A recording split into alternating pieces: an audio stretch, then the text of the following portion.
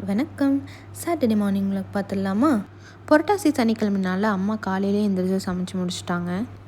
எனக்கு ஒதுக்கப்பட்ட வேலை அந்த வாழைக்காவை செய்கிறது. சரி, எப்படியாவது அதை சக்ஸஸ்ஃபுல்லாக பண்ணிடுவோன்னு களத்தில் இறங்கிட்டேன்.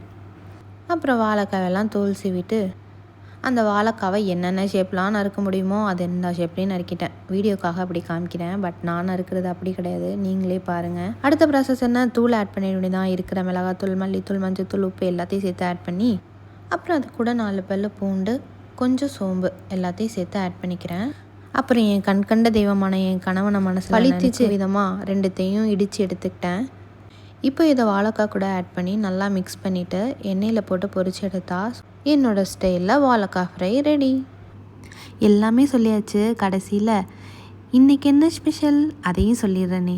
சுடு சுடு சோறு, சாம்பார், வாழைக்காய், அவரைக்காய், கொண்டக்கடலை எல்லாம் தயாராக இருக்குது. வாங்க சாப்பிட்லாம்.